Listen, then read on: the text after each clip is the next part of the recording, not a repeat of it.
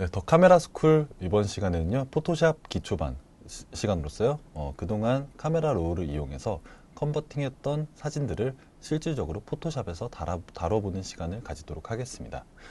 포토샵에서 어떤 보정이 들어가기에 앞서 포토샵의 각종 창들과 툴들에 대해서 이용하는 방법들에 대해서 소개하는 시간을 가져볼까 합니다. 예, 화면으로 같이 이동하시죠. 자, 포토샵의 기본적인 창입니다. 지금 포토샵을 처음 설치하셨던 분들은 이런 화면을 보고 계실 겁니다. 포토샵은 굉장히 사용하는 범위가 넓습니다. 그림을 그리거나 이미지를 합성하거나 혹은 사진을 다루거나 굉장히 많은 분야에서 사용이 되는데요. 저희가 사용할 거는 사진에 대한 분야이기 때문에 창을 우선 사진에 최적화된 창으로 바꿔보도록 하겠습니다. 자, 위에 보시면 창이라는 메뉴가 있습니다. 창을 클릭하셔서요, 작업 영역에서 필수 기본값이 아닌 사진을 클릭하게 됩니다. 클릭하시면 자, 창이 이렇게 바뀌게 됩니다. 저희는 모두 이 기본 창을 사진으로 설정을 해놓고 작업을 시작하도록 하겠습니다. 자, 우선 파일을 한번 열어볼까요? 파일, 열기 버튼을 누르시면요, 어떤 파일을 열 것인가. 자, CR2는 이제 로우 파일입니다. 로우 파일을 제가 열어서요, 설정된 값대로 이미지를 열어보겠습니다. 자, 카메라 로우에서 열기를 누르면 이렇게 드디어 포토샵 창에 사진이 올라오게 되었죠. 자, 기본적으로 확대, 축소, 이동하는 방법에 대해서 알아볼 건데요. 지금 보시면 이 막대 그래프 창 옆에 내비게이터라는 창이 있습니다. 여기서 산을 큰 산, 작은 산 이 버튼도 있고 중간에 이거를 움직일 수 있는 슬라이더도 있습니다. 자, 슬라이더를 움직이거나 혹은 큰 산, 작은 산을 움직일 때마다 사진이 축소, 확대되는 것을 보실 수 있습니다. 자, 이렇게 내비게이터에서 슬라이더 혹은 버튼으로 조정이 가능하고요. 두 번째, 자, 여기 보이시는 이 돋보기 확대 도구를 이용해서 오른쪽 마우스 오른쪽 버튼을 누르시면 100% 화면에 맞게 혹은 여기서 조금 확대, 조금 더 확대 이런 식으로 확대 축소가 가능합니다. 하지만 가장 많이 이용되는 방법은요, 단축키를 이용하는 방법입니다. 사진 내서 포토샵에서 확대 축소는 굉장히 많이 쓰이는 부분이기 때문에요, 단축키를 많이 이용합니다. 단축키는요, 컨트롤 그리고 더하기 빼기 버튼으로 가능합니다. 숫자 0 옆에 빼기 누르시면 축소가 되고요. 더하기를 누르시면 이렇게 확대가 가능합니다. 자, 확대된 사진에서 내가 옆에를 보고 싶다 했을 때 이동이 가능하게 만들어주는 툴이 바로 이 손바닥 툴입니다.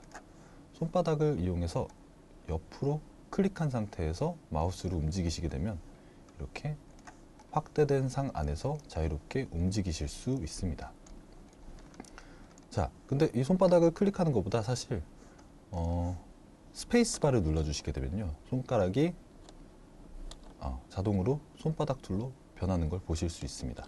그래서 어떤 툴을 사용하고 계시던 스페이스바를 누르셔서 클릭하시고 움직여 주시면 편리하게 화면 안에서 이동이 가능합니다. 그래서 꼭 외워두셔야 될 점이 컨트롤 더하기 빼기 그리고 스페이스바를 누른 상태에서 마우스를 클릭하셔서 움직이는 이 단축키들은 꼭 유용하게 쓰이니까요, 외워두시길 바랍니다. 자, 화면을 우선은 축소를 해서 전체 화면을 좀 보도록 하겠습니다. 자, 이 정도가 전체를 보기에는 딱 좋죠. 자, 창들에 대해서 이제 이해를 해볼 건데요. 위에 있는 메뉴 창들은 파일에서는 아주 기본적으로 열기, 종료, 저장, 다른 이름으로 저장 혹은 인쇄 같은 기본적인 값들을 조정하고요. 편집, 이미지, 레이어, 문자 이런 다양한 창들은 심화되는 시간들에 대해서 심화하는 시간에 자세히 알아보도록 하겠습니다. 자, 오늘 시간에는요, 여기 옆에 보이시는 팔레트의 일부분과 그리고 주로 사용하게 되는 이 툴들에 대해서 알아보도록 하겠습니다. 이 툴들은요, 각기 하는 일이 좀 다르게 됩니다. 첫 번째, 이 화살표로 되어 있는 이동 도구. 이동 도구는요, 만약에 우리 사진이 제가 사진을 더 만들어 보겠습니다. 자, 선택을 하고 복사를 했을 때, 자, 이걸 움직일 수 있죠. 이동 도구는 말 그대로 어떤 사진을 선택하고 그거를 화면 안에서 이동했을 때 사용하는 도구입니다. 자, 지우고 다시 설명을 하겠습니다. 자, 방금 전에 보셨던 선택해서 복사하는 과정은요, 제가 사각형 선택 윤곽 도구로 이용을 했습니다. 자, 포토샵은 가장 기본적으로 두 가지 단계로 나뉩니다. 첫 번째, 선택. 어떤 부분을 선택할 것이냐. 내가 효과를 주기 위해서는 내가 효과를 주고 싶은 부분을 선택해 주어야 합니다. 그래서 아주 기본적으로 선택할 수 있는 툴이 바로 이 사각형 선택 도구인데요. 자, 클릭한 상태에서 사각형의 범위를 정해줍니다. 저는 이 정도 정해볼게요. 자, 이 정도로 누르고 저는 이 사진에 이 정도 되는 영역에 효과를 줄 거예요. 어떤 효과를 줘볼까요? 가장 손쉬운 효과가 바로 복사이죠. 편집. 자, 이렇게 선택된 부분을요, 편집, 복사, 다시 한번 편집, 붙여넣기. 아주 유용하게 많이 쓰이는 컨트롤 C, 컨트롤 V 로 복사를 지금 했습니다. 자, 지금 보시면 복사가 됐는지 안 됐는지 확인이 어렵죠. 하지만 옆에 창을 한번 보시면요, 레이어 창에 새롭게 지금 사진이 하나 올라와 있는 것을 보실 수 있습니다. 자, 다시 선택 도구로 가서요, 이 레이어를 움직이면요, 아, 이게 이 레이어 위에 원래 배경 위에 새로 사진이 복사가 되었구나를 느끼실 수 있습니다. 이거를 레이어가 하나 더 생겼다라고 이제 얘기를 합니다. 이 원래 원본 사진 위에 제가 선택한 부분들에 대해서 효과가 적용된 거죠. 자, 이렇게 선택과 효과로 포토샵은 나뉘게 됩니다. 자, 이 레이어는 지금 필요 없으니까 한번 지워보겠습니다. 그대로 클릭하고 드래그 해서요, 옆에 휴지통 버튼을 누르시면 지워지게 됩니다. 자, 이렇게 사각형 선택 도구를 오른쪽 마우스 클릭하시면요, 원형 선택 도구도 할 수 있습니다. 그래서 원형 선택 도구는 동그랗게 선택을 해주는 도구죠. 자, 선택을 취소해 보겠습니다. 선택에 선택 해제를 누르시면 원들이 사라지게 되죠. 자, 마찬가지로 이 밑에 있는 올가미 툴은요, 선택을 위한 도구입니다. 자, 우선 올가미 도구로 한번 해볼게요. 올가미 도구로 제가 원하는 부위를 클릭한 상태에서 마우스로 움직여서 그려줍니다. 네, 아까 원이나 사각형보다 이렇게 복잡한 형태의 도구들은 올가미 도구를 이용해서 마우스로 직접 그려주시면 그 형태를 이렇게 선택해낼 수 있습니다. 자, 다시 선택, 해제. 자, 그거보다 조금 더 정교하게 하고 싶다 하시면은 다각형 올가미 도구를 이용해서요, 원하는 부위에 클릭, 그리고 방향 전환 후 내가 가고 싶은 방향으로 누르신 다음에 클릭, 클릭, 클릭, 클릭, 클릭, 클릭. 이런 식으로 좀 더 정교하게 작업을 해주실 수 있습니다. 아까는 한 번에 마우스를 움직여서 처음부터 끝까지 갔어야 되는데요, 지금은 한번 클릭하면 방향을 마우스를 움직여도, 그리고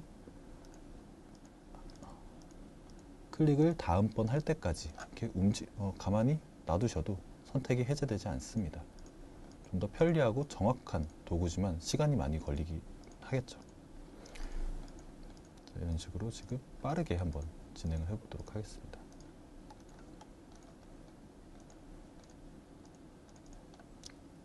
방금 전 올가미 도구보다 훨씬 더 정교하게 선택이 되었죠.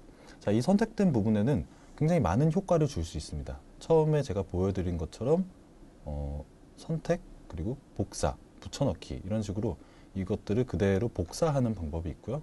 그리고 이 필터 상에 가게 되면은 굉장히 많은 다른 효과들을 선택된 부분에 적용시킬 수 있습니다. 하나만 한번 해볼까요? 스타일화, 타일. 네. 확인 누르게 되면 이게 마치 타일처럼 어떤 포토샵의 효과가 적용이 된 걸 보실 수 있습니다. 하지만 보신 것처럼 제가 선택한 부분에만 그런 효과가 들어가게 됐죠. 자, 잘 사용하지 않는 타일 기능을 한번 써봤는데요. 확실히 뭔가 달라지는 효과를 느껴질 수 있습니다. 자, 이전으로 돌아가고 싶다 했을 때는 이 히스토리, 작업 내역을 누르셔서요. 타일 선택 전에 다각형 올가미로 돌아가시면 이전에 했던 기록으로 다시 돌아가게 됩니다.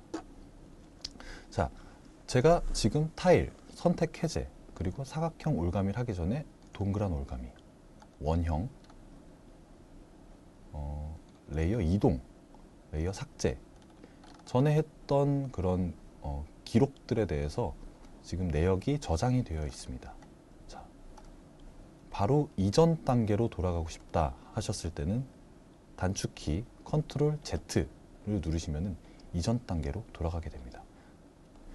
두 개의 이전 단계로 돌아가고 싶다 했을 때는 컨트롤 Alt Z, 세 개는 한 번 더 여기서 컨트롤 Alt Z, 컨트롤 Alt Z 이런 식으로 현재 그리고 과거의 작업 내역을 왔다 갔다 이동하실 수 있습니다. 지금은 선택 해제 상태에서 계속 진행해 보도록 하겠습니다. 자, 자주 사용하는 툴 중에서요.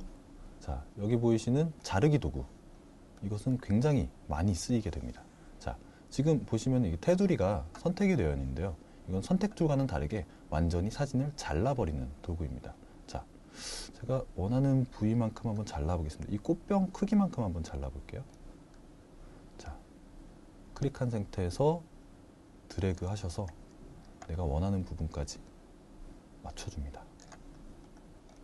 자, 이 정도가 적당하다고 판단됐을 때는 엔터를 눌러주시거나 혹은 마우스 오른쪽 버튼을 누르셔서 자르기를 눌러주시면 사진이 내가 원하는 선택한 부위만큼 잘리게 되는 현상을 보실 수 있습니다.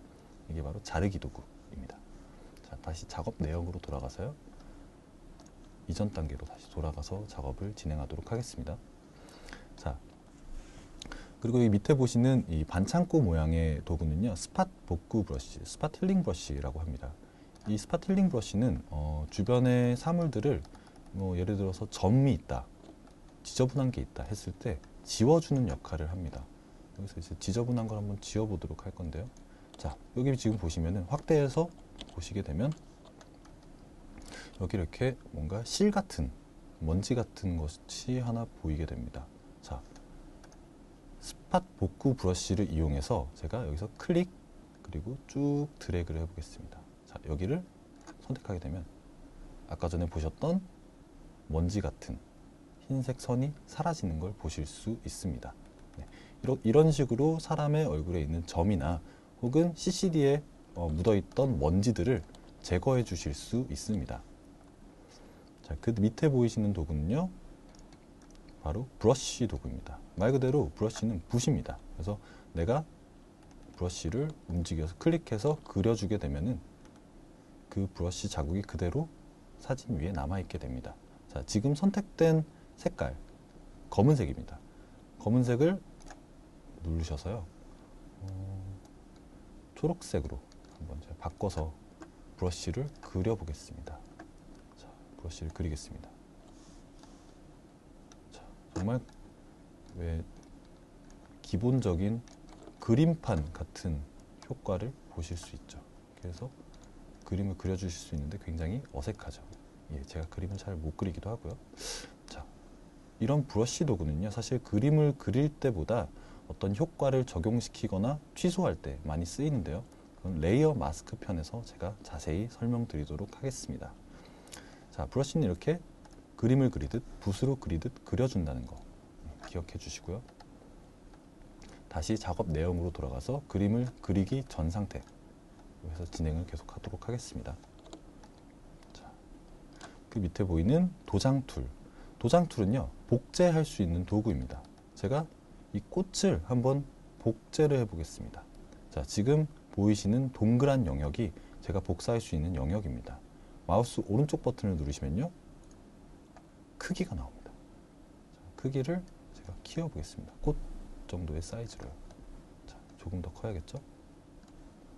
네, 조금 줄여서요. 네, 이 정도 상태로 제가 한번 복사를 해보도록 하겠습니다.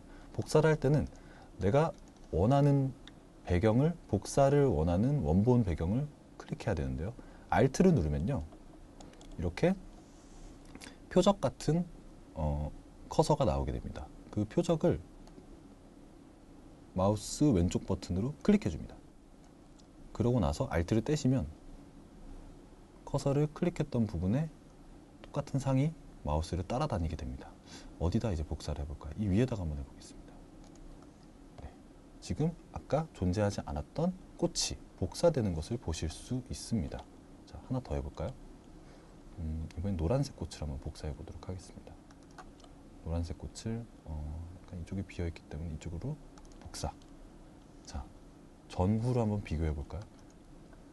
복사 도장 전에 선택 해제 상태로 돌아가게 되면 복사하기 전 상태, 그리고 복사 도장을 눌렀을 때 복제 상태. 예, 이렇게 스탬프 툴은, 도장 툴은 내가 원하는 부위의 이미지를 똑같이 복사해주는, 복제해주는 그런 기능을 가지고 있습니다. 자, 그 밖에도 이제 상을 삭제해주는 지우개 도구, 그리고 상에 그라데이션을 넣어주는, 자, 그라데이션이라고 하면 이제 밝은 것부터 어두운 것까지 점차적으로 톤이 이제 부드럽게 넘어가는 것을 그라데이션이라고 하는데요. 이런 그라데이션을 만들어주는 도구도 있고요. 그리고 여기 보이시는 블러. 블러는 이거를 흐림 효과라고 합니다. 흐림 효과는 상을, 제가 선명하게 맞아져 있는 상을, 자, 조금 크게 해서요, 초점이 맞지 않은 것처럼 부드럽게 만들어주는 역할을 합니다. 자, 한번 이전 상태와 비교해 보도록 하겠습니다. 비포, 애프터, 비포, 애프터. 이렇게 상을 부분적으로 내가 원하는 부위에 흐려지게 만드는 효과를 가지고 있죠. 자, 여기 보이시는 툴은 닷지 도구, 번 도구입니다. 예, 용어가 좀 생소하실 텐데요. 이 닷지와 번은 흑백 사진에서 많이 쓰이던, 흑백 아날로그 사진에서 쓰이던 그런 명칭입니다. 닷지는요, 내가 원하는 부위에 노출을 밝게 만들어줍니다. 자, 지금 제가 닷지 도구를 이용해서 효과를 주고 있는 부분만 밝아지는 게 느껴지시죠?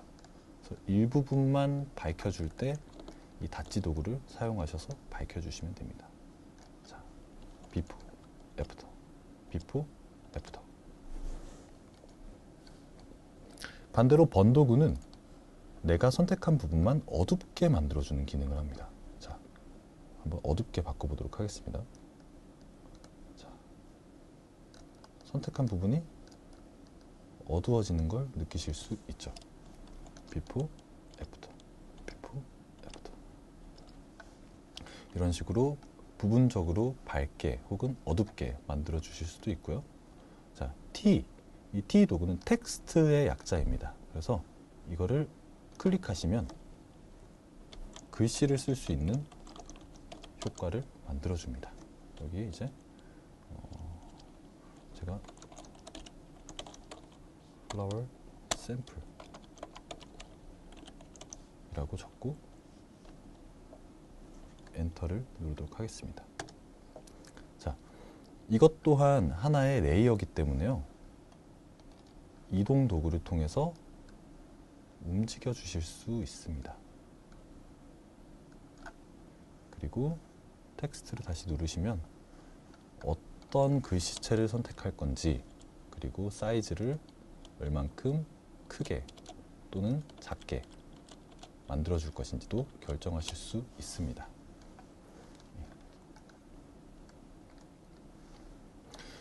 이 밖에도 이제 다양한 툴들이 존재하는데요. 이 툴들을 다 배우시는 것보다 일단은 가장 효율적으로 많이 사용되는 툴들에 대해서 먼저 알아보았습니다. 자, 다음 강의부터는 실질적으로 사진을 어떤 식으로 포토샵에서 보정을 할 것인가, 그 효과들에 대해서 알아보는 시간을 갖도록 하겠습니다. 처음에 많이 익숙해지셔야 할 부분들이 이것들을 확대하고 축소하고 그리고 이전 단계로 돌아가고, 이런 기본적으로 포토샵 안에서 내가 움직일 수 있는 그런 부분들에 대해서 이해하는 편이 훨씬 더 중요하다고 생각이 됩니다. 그게 조금 익숙해지시고 나시면 작업 속도도 굉장히 빨라지실 겁니다. 예. 그렇게 해서 다음 시간부터는 조금 더 자세하게 진짜 사진을 변형시키는 방법들에 대해서 알아보도록 하겠습니다. 감사합니다.